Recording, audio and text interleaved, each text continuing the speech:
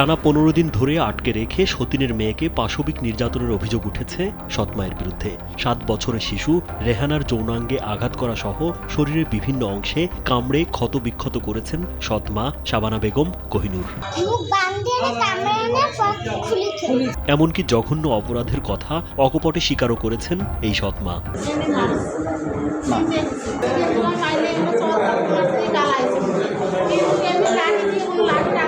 2 বছর আগে শিশুটির মা ডিভোর্স নিয়ে চলে যায়। এরপর শাবানা বেগমকে বিয়ে করেন ট্রাক চালক রবিউল ইসলাম। শিশুটির বাবা ট্রাক চালক হয় বেশিরভাগ সময় বাড়ির বাইরে থাকেন।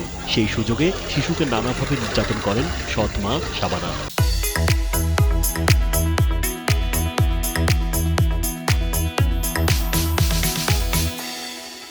বাড়িতে আমি একটু কম থাকি, আমি গাড়ি চালাই, এই জন্য একটু বাইরে থাকি বেশিরভাগ। বাড়িতে একটু কম সময় দেবো। আমার একটা বাচ্চা আছে, ওর সৎমা আমি আর কি এই ডাক্তারের কাছে শুনলাম, নার্স বললো যে ঘুমের ওষুধ ছেড়ে দেয়, পুলিশ দিয়ে ধর্ষণ করাই। এই ঘটনায় অভিযুক্ত সৎ মায়ের ওপর ক্ষুব্ধ শিশুটির স্বজন ও প্রতিবেশীরা।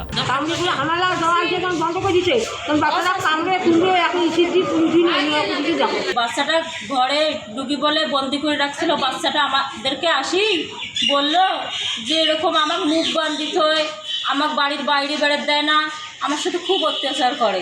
অবশ্যই এটা নিন্দনীয় এবং এই মহিলার এর আগেও অনেক অপরাধ ছিল। অপরাধ এরকম করছে, তার নিজের সন্তানকে সে ডাংমার করছিল। এই এলাকায় এই মেয়েটার অত্যাচারে সবাই অতিষ্ঠ।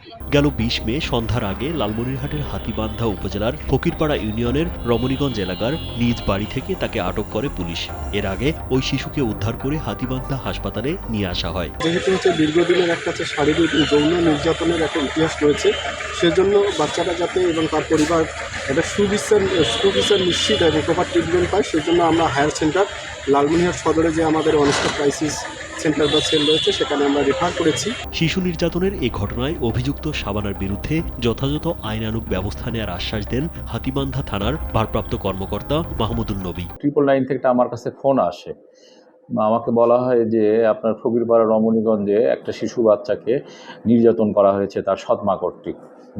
হ্যাঁ, তো এই সংবাদ পেয়ে আমি আমার মোবাইল ডিউটি যে অফিসার তাকে আমি পাঠাই সেখানে ঘটনাস্থলে, নারী কনস্টেবল সহ তারা সেখানে যায়, যে বাচ্চাটার কাছ থেকে বিস্তারিত শোনে এবং যে মেয়েটা নির্যাতন করছে তার সৎমা তাকে থানায় নিয়ে আসে। তার বিরুদ্ধে আমরা নির্যাতিত মহিলা সৎমার বিরুদ্ধে আমরা নিয়মিত মামলা নিচ্ছি। তার বিরুদ্ধে আমরা যাবতীয় যে কার্যক্রম, আমাদের পুলিশি যে কার্যক্রম আমরা গ্রহণ করব। এই ঘটনার পর থেকে এলাকা জুড়ে বেশ চাঞ্চল্যের সৃষ্টি হয়েছে। রাজীব বিশ্বাস, কালবেলা।